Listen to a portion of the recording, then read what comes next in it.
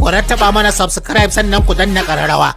Haka zalika ku baɗa mana like, ku suburbuɗo mana sharhi sannan ku yaɗa wannan ɗauka. Ta yi kenan. Alaikum warahmatullahi wabarakatuhu na aiki wannan musulmi na. Yau ma dai mun dawo da cigaba da shawara da gudunmawa ga lafiya yan uwan maza da mata akan laluran suka fiye damun su na yau da kullum na zamantakewa. Akwai matsala kamar na ƙanƙancewar gaba ta kan yi tasirantuwa ga mafi yawanci al'ummarmu, haka zalika saurin kawowa, haka zalika rashin kuzari.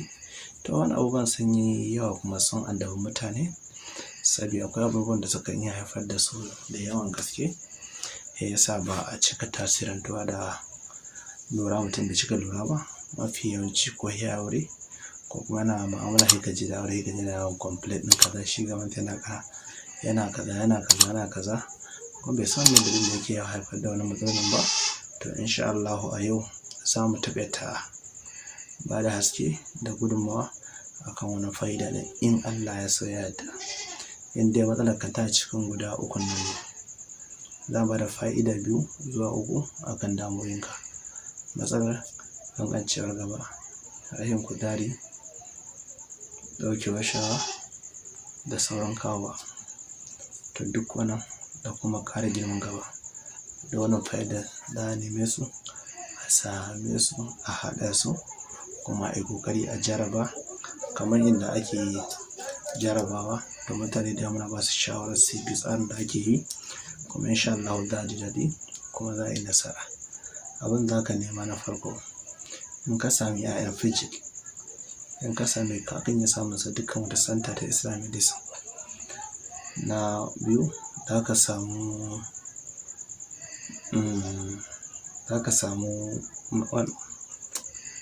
man alfasa, asalin man alfasa mai ilimin ɗan Maroko, bai wuce dai 500 ba a yanzu, ban sani ba dai, da bai wuce 500 ba dai zuwa 400 ba. Ka gani, in ka same shi sai ka samu zuma, ka samu zuma sai ka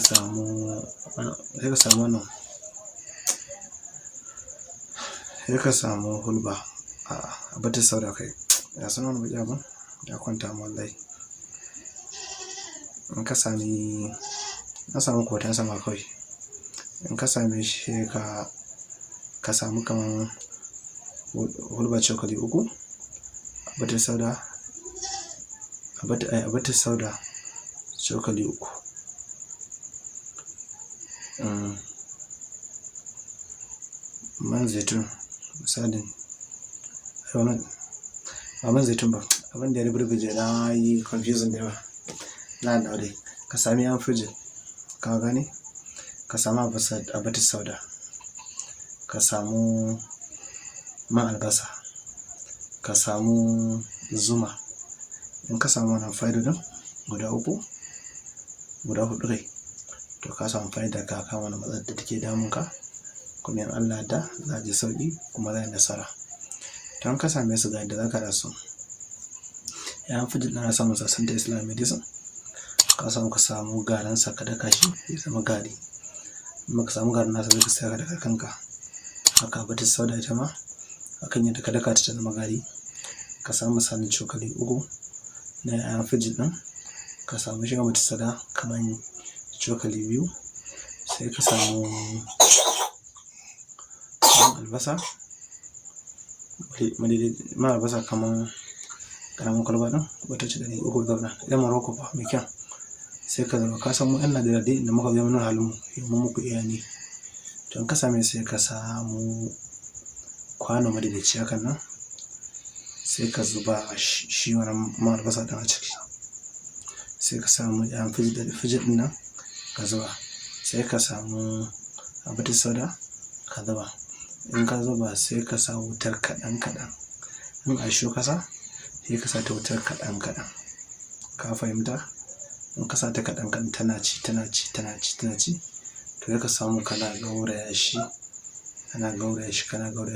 kar ka bar wutar ta zafi. Da zarar ya fara ɗumi, baya da ba in yana fara ɗumi sai ka sauke shi. In ka sauke shi sai ka ci gaba da gaurayawa, kana gauraya shi. Bayan ka gauraya shi ya gaurayu, sai ka kawo ya huce, sai ka samu zuma lita 1. Ina dai kuwa san 1 lita. Ka samu 1 lita, sai ka ɗauko ka gauraya shi da wancan nan. In ka gauraya shi da safiyan Allah da kafin ka ci abincin kai brush, sai ka dame ka samu cokali guda ka sha. Haka dare in za kwanta ka yi cokali guda, ka samu tsawon wata guda kana yi. In Allah ya sa da ka wani matsala za ka samu canji, kuma ka samu wadataccen lafiya da izinin Allah. Wannan shine fa'idar da an ba ku ita yau kan masu matsalar ƙanƙancewar gaba da sauran makamantan irin wannan. Sai dai ku ci gaba da haƙuri, an mu ci gaba da gudunmawa da shawarwari a kai. Wanda suke buƙatar kayan ma sai kiran mu na mu kai tsaye, ko su yi text message, ko su yi ta manhajar WhatsApp. Mata ta da mutane dukkanin masu da shirin da yake buje shi, kada mata da subscribe da yin share da like, yakan kawo mana ƙarfin gwiwa mu ci gaba da fito muku fa'idodi da yawa, domin dukkan mun san mafi yawanci maza sa da fama da matsala irin wannan. To Allah da kan faɗa wannan da aka samu sauƙi, wanda aka tasirantu inda ba taɓa yin tunanin hakan ba. Na garan namu da aka gama son kaga manta da yawan annabin rahama salati shine abin sadakan. Allahumma salli ala sayyidina Muhammadin wa ala alihi wa sallam.